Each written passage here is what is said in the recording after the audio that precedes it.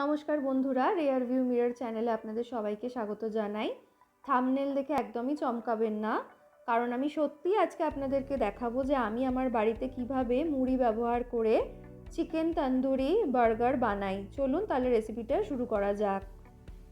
আমি এখানে চিকেন বার্গারের যে চিকেন প্যাটিটা আছে সেটা বানানোর জন্য চিকেন কিমা নিয়ে নিয়েছি 200 গ্রাম, নিয়েছি আদা রসুন কাঁচা লঙ্কা পেঁয়াজ বাটা 2 টেবিল চামচ, নিয়েছি 3 টেবিল চামচ ময়দা বাইন্ডিংয়ের জন্য, একটা ডিম, চিকেন তন্দুরি মশলা মার্কেটে আপনারা ইজিলি পেয়ে যাবেন, নিয়েছি 1.5 টেবিল চামচ, আর নিয়েছি 2টো চিজের স্লাইস, নিয়েছি হলুদ গুঁড়ো, লবণ, চিনি, গোলমরিচ গুঁড়ো আর গরম মশলা গুঁড়ো পরিমাণ মতো, নিয়েছি ধনেপাতা আর পুদিনা পাতা কুচি, আর নিয়েছি 2টো বার্গারের বান।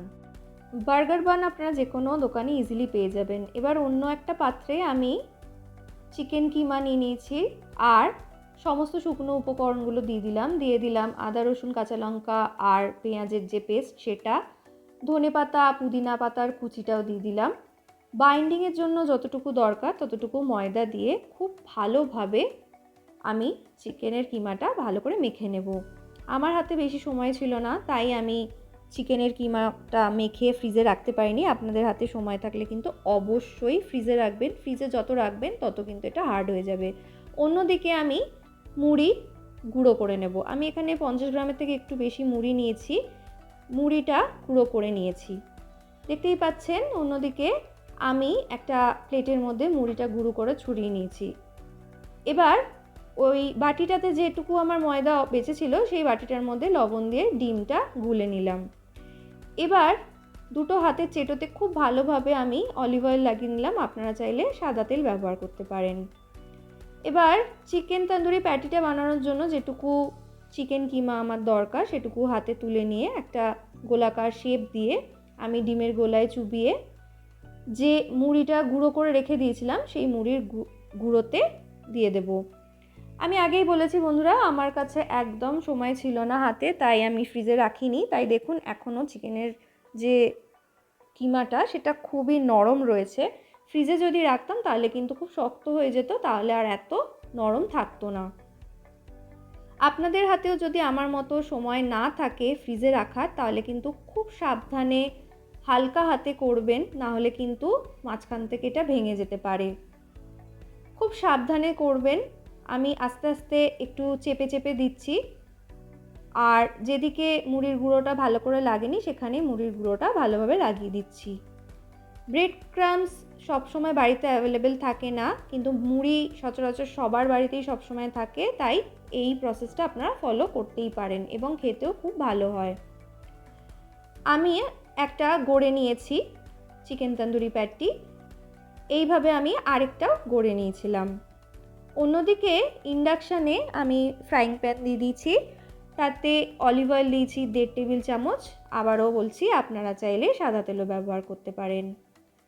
তেল গরম হয়ে যাওয়ার পর খুব হালকা হাতে চিকেন তন্দুরি প্যাটিগুলো আমি ফ্রাইং প্যানে দিয়ে দিলাম, দিয়ে দু পিঠের জন্য মোটামুটি বারবার আমি 2 মিনিট করে ঢাকা দিয়ে রেখে দিয়েছি।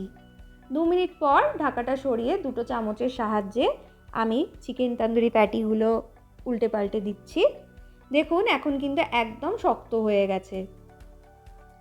আপনারা কিন্তু আমার এই প্রসেস ফলো করে খুব অনায়াসেই বাড়িতে বানিয়ে নিতে পারেন এবং খুব সহজেই হয়ে যায় তৈরি, আর খেতে অপূর্ব হয়। আমি তো বলবো দোকানের থেকেও খুব ভালো হবে খেতে, আপনারা অবশ্যই বাড়িতে বানাবেন। দেখুন আস্তে আস্তে কিন্তু যে নরম ভাবটা ছিল ওটা কিন্তু কেটে যাচ্ছে আর খুব হার্ড হয়ে গেছে। আমার মোটামুটি এই চিকেন তন্দুরি প্যাটিটা তৈরি করতে টাইম লেগেছে 7 থেকে 8 মিনিট। ভীষণ ক্রিস্পি হয় এই প্যাটিগুলো খেতে, আপনারা কিন্তু অবশ্যই বানাবেন। এবার আমি অন্যদিকে লেটুস পাতা বা লেটুস শাক সেটা নিয়ে নিয়েছি টমেটো পেঁয়াজ আর শসা স্লাইস করে কেটে নিয়েছি। এবার বার্গারের যে বানটা রয়েছে সেটাকে আমি মাঝ বরাবর সমানভাবে কেটে নিয়েছি। একটা পার্টে আমি যে নর্মাল মেয়োনিজ পাওয়া যায় সেটা লাগিয়ে নিচ্ছি একটা ছুরির সাহায্যে, আর অন্য যে বানটা রয়েছে সেই পার্টটাতে আমি তন্দুরি মেয়োনিজ লাগিয়ে দিচ্ছি। এই মেয়োনিজগুলো খুব ইজিলি মার্কেটে অ্যাভেলেবেল থাকে, আপনারা অনায়াসে কিনতে পারেন। এবার চিকেন তন্দুরি প্যাটিটা যেটা আমরা এতক্ষণ বানাচ্ছিলাম সেটা আমি একটা বানের ওপর রেখে দিলাম। এবার আস্তে আস্তে সাজানোর পালা। আমি ওপর থেকে দিয়ে দিলাম 2টো টমেটোর স্লাইস, তার উপর একটু চাট মশলা দিয়ে দিলাম। এবার 2টো পেঁয়াজের স্লাইস দেব, আর ওপর থেকে আবারও একটু চাট মশলা দিয়ে দেব শসার যে স্লাইস করে রেখেছিলাম সেটা দিয়ে আবারও ওপর থেকে এবার আমি দিয়ে দেব লেটুস পাতা বা লেটুস শাক। লেটুস শাক কিন্তু খাওয়া খুবই হেলদি, আপনারা কিন্তু অবশ্যই যদি পারেন তাহলে ব্যবহার করবেন। এবার আমি যে চিজের স্লাইসটা তখন দেখিয়েছিলাম সেটা একটা আমি দিয়ে দিলাম, দিয়ে আরেকটা যে বানের পার্ট ছিল সেটা ওপর থেকে দিয়ে দিলাম। দেখতেই পাচ্ছেন কত ইজিলি তৈরি হয়ে গেল। এইভাবে আমি আরেকটা বার্গারও বানিয়ে নিয়েছিলাম। আমার আজকের চিকেন তন্দুরি বার্গার মুড়ি দিয়ে বানানো কমপ্লিট। স্যালাডের সাথে আমি এটা প্লেটিং করেছি। আপনারা কিন্তু অবশ্যই বাড়িতে বানাবেন এবং আমাকে জানাবেন কেমন লাগলো। চ্যানেলটা সাবস্ক্রাইব করার অনুরোধ রইল। ভালো থাকবেন, ধন্যবাদ।